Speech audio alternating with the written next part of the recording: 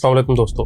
17 अप्रैल 2023 को टोरंटो के Pearson airport से किसी ने $20 मिलियन का सोना चोरी कर लिया। इसे मीडिया में गोल्ड हाइस्ट के नाम से जाना जाता है। ठीक एक साल बाद यानी 17 अप्रैल 2024 को पुलिस ने एक प्रेस कॉन्फ्रेंस में ऐलान किया कि उसने इस हरकत में मुलविस ज़्यादा लोगों को गिरफ्तार कर लिया। आज के इस वीडियो में हम गोल्ड, कैश और गन्स के बारे में बात करेंगे। ये भी जानेंगे कि ये कैसे 20 मिलियन की चोरी एक इनसाइड जॉब थी, इसमें एयर कनाडा के एम्प्लॉयज़ मुलविस थे और कैसे 9 लोगों ने मिलकर कनाडा की हिस्ट्री का सबसे बड़ा गोल्ड हाइस्ट परफॉर्म किया। ये गोल्ड एयर कनाडा के वेयर हाउस में कार्गो कंटेनर में था, लेकिन कुछ ही घंटों के बाद वहां से ये गायब हो गया। ये सब कुछ एक फिल्म की कहानी सा लगता था। पुलिस कुछ भी नहीं कहती थी। वो 1 साल तक इन्वेस्टिगेशन करती रही और एक दिन सब कुछ खुल गया। पुलिस का कहना है कि उन्होंने 9 लोगों को अरेस्ट किया है, 3 लोगों के कनाडा वाइड वारंट जारी किए हैं और टोटल 19 चार्जेस लगाए हैं और साथ में उन्होंने एक फायर आर्म्स की स्मगलिंग को भी काम बनाया है। यह सब कुछ स्विट्जरलैंड में शुरू हुआ था, जहां पर एक मेटल फैक्ट्री के पास 6600 गोल्ड बार थे जिनका वजन 400 किलोग्राम से ज़्यादा था। वो ये गोल्ड बार टोरंटो में TD बैंक को भेजना चाहते थे।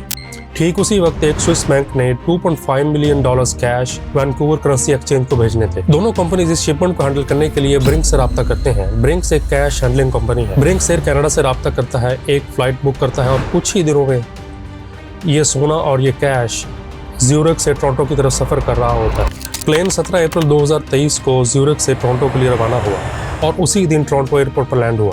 मामूल के मुताबिक सामान को जहाज से उतारा गया और इस सोने और कैश से भरे हुए कंटेनर को एयर कनाडा की कार्गो फैसिलिटी में ले जाया गया। लेकिन 45 मिनट के बाद एक 5 टन का ट्रक वेयर हाउस में दाखिल हुआ।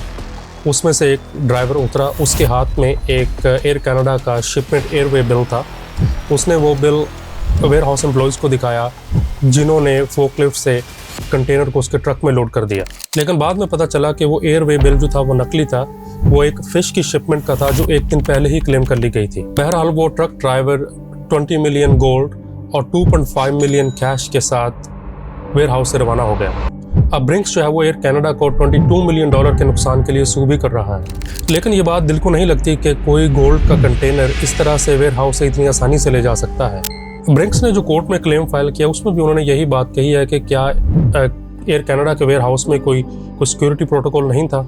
उनका यह भी कहना है कि वेयर हाउस एम्प्लॉयज़ ने ट्रक के ड्राइवर से सही सवाल क्यों नहीं पूछे, उन्होंने उसके एयरवे बिल को सही तरह से वेरीफाई क्यों नहीं किया। पता चला कि अंदर के कुछ लोग इस सारे प्लान में शामिल थे, एक वेयर हाउस मैनेजर और एक वेयर हाउस एम्प्लॉय। वो वे बिल जो था वो फेक था। वो एक फ़िश की शिपमेंट के लिए था जो उस वक्त वेयर हाउस में मौजूद ही नहीं थी। लेकिन वो वे बिल एयर कनाडा के प्रिंटर से ही प्रिंट किया गया था। ड्राइवर ने ये बिल एयर कनाडा के एम्प्लॉय को दिया। एम्प्लॉय ने ट्रक में कंटेनर को लोड किया। वो एम्प्लॉय जो था वो अनजान नहीं था। ये सब कुछ एक प्लान के मुताबिक ही हो रहा था। जब ब्रिंक्स का ट्रक ठीक 3 घंटे के बाद वो शिपमेंट लेने के लिए आता है, एयर कनाडा के उस वक्त जो एम्प्लॉयज़ मौजूद थे वेयर हाउस में, वो उस कंटेनर को ढूंढने की कोशिश करते हैं, लेकिन वो कंटेनर गायब था। 6 घंटे के बाद वो पुलिस को कॉल करते हैं। पुलिस आती है और यूँ इसकी इन्वेस्टिगेशन स्टार्ट हो जाती है। वो सबसे पहले वेयर हाउस में लगे हुए CCTV कैमरास को चेक करते हैं। वो ये देखते हैं कि ट्रक जब वेयर हाउस से निकला तो वो ब्रिटानिया रोड की तरफ गया। वहाँ से फिर वो डिक्सी रोड पे मुड़ा और डिक्सी रोड से वो 401 वेस्ट पे चला गया और वो 45 मिनट तक 401 हाईवे पे चलता रहा। फिर वो मिल्टन के पास जाकर हाईवे से उतरा और एक छोटे रोड पर नॉर्थ की तरफ जाना शुरू हो गया। वो एक बहुत ही रूरल एरिया था जहाँ पर कैमरास भी नहीं थे और विटनेस भी बहुत कम थे और पुलिस जो है वो बार बार रास्ते से भटक जाती, लेकिन ज़्यादा देर तक नहीं। इन्वेस्टिगेशन के पहले ही कुछ हफ्तों में उनको पता चल जाता है कि ये ड्राइवर कौन था। ड्राइवर तो नहीं मिलता, लेकिन उसका छुपाया हुआ ट्रक मिल जाता है। उन्हें कुछ सोने के ब्रेसलेट्स भी मिलते हैं जिनके बारे में उनका ख्याल है कि ये उसी सोने को पिघलाकर बनाए गए थे। उन्हें एक पेपर ट्रेल भी मिलती है $4,30,000 कैश की। उसके बारे में ये ख्याल है कि शायद ये सोना बेचकर कमाए गए होंगे। इस सारी इन्वेस्टिगेशन के दौरान उन्होंने कुछ अरेस्ट भी किए हैं। परमपाल सिद्धू, अमित जलोटा, अमाद चौधरी, प्रशांत परालिंगम और अली रजा। परमपाल सिद्धू के बारे में ये कहा जाता है कि वो शायद एयर कनाडा के एम्प्लॉय थे और उस वक्त वेयर हाउस में काम भी कर रहे थे। दिलचस्प बात यह है कि परमपाल सिद्धू की अगर इंस्टाग्राम फीड देखी जाए तो पिछले कुछ महीनों में उनकी कुछ ऐसी पोस्ट हैं जिनसे ये जाहिर होता है वो काफ़ी लेविश लाइफ गुजार रहे हैं। देखा जा सकता है कि वो बिजनेस क्लास में ट्रैवल कर रहे हैं और दुबई के महंगे होटल्स में स्टे कर रहे हैं। पुलिस अब भी अरसलान चौधरी, सिमरतप्रीत पेनेसार और अर्चित ग्रोवर को ढूंढ रही थी। अर्चित ग्रोवर एयर कनाडा का दूसरा एम्प्लॉय था जो इस सारे वाक़े में मुलविस था। वो कनाडा से इंडिया भाग गया था, लेकिन कुछ दिन पहले उसको टोरंटो के पियर्सन एयरपोर्ट से गिरफ्तार कर लिया जब वो एक फ़्लाइट से इंडिया से कनाडा वापस आ रहा था। आप सोच रहे होंगे कि ये तो 8 लोग हैं, 9वां कौन था? ये भी एक इंटरेस्टिंग स्टोरी है। पिछले सितंबर में यूएस में पेंसिल्वेनिया पुलिस ने एक मामूल के ट्रैफिक स्टॉप के दौरान एक कार को रोका। उस कार का ड्राइवर वही आदमी है जो इस 20 मिलियन की गोल्ड हाइस्ट में ड्राइवर के तौर पे काम कर रहा था। लेकिन पुलिस को कैसे पता चला कि यही शख्स उस ट्रक का ड्राइवर है? मुलजिम कितना भी चालाक हो, उसके बारे में ये कहा जाता है कि वो अपने पीछे कुछ न कुछ निशान ज़रूर छोड़ जाते हैं। एक सीसीटीवी फुटेज में ये देखा जा सकता है कि ट्रक से उतरने के बाद उसने अपना चेहरा छुपाया हुआ था और ग्लव्स पहने हुए थे, लेकिन एक लम्हे के लिए उसने अपने ग्लव्स उतारे और उस वे बिल को टच किया जो उसने एयर कनाडा के वेयर हाउस में दिया था। पुलिस ने अपनी इन्वेस्टिगेशन का आगाज़ ही इस पॉइंट से किया था। उन्होंने उस एयरवे बिल से उंगलियों पर निशान लिए और उसकी मदद से उन्होंने ये आइडेंटिफाई किया कि ये ड्राइवर कौन है। इसका नाम डुरांटे किंग मैकलिन है और इसका ताल्लुक ब्रैम्पटन ओंटारियो से।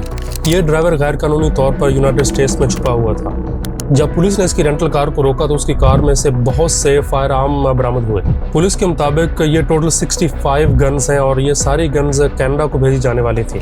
11 जो है वो चुराई गई है और बहुत सी फायर आर्म्स को ऑटोमेटिक मशीन गन्स में तब्दील किया गया है। डुरांटे किंगलमैन अब भी अमेरिकन कस्टडी में है और उसको यूएस लॉ के मुताबिक 35 साल की सज़ा हो सकती है। पुलिस अब भी बाकी सोने और कैश की तलाश में लगी हुई, लेकिन उनका मानना है कि सोना जब एक बार मेल्ट हो जाए तो उसे किसी भी सूरत में ढाला जा सकता है, तो इसलिए सोने को ढूंढना बहुत मुश्किल है, क्योंकि सोने में कोई डीएनए तो है नहीं जिसकी मदद से ये पता लगाया जा सके कि इसका ताल्लुक किस रंगो नस्ल से है। तो एक बार सोना अगर मेल्ट हो जाए और उसकी कोई और शक्ल बन जाए तो उसको आइडेंटिफाई करना तकरीबन नामुमकिन है। इसलिए उनका ये मानना है कि सोने को पिघलाकर किसी और सूरत में तब्दील किया गया होगा और बाद में उसको बेच दिया गया होगा।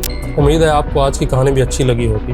अगले वीडियो में मिलेंगे एक नई कहानी के साथ। Stay happy, keep smiling and take care of your loved once.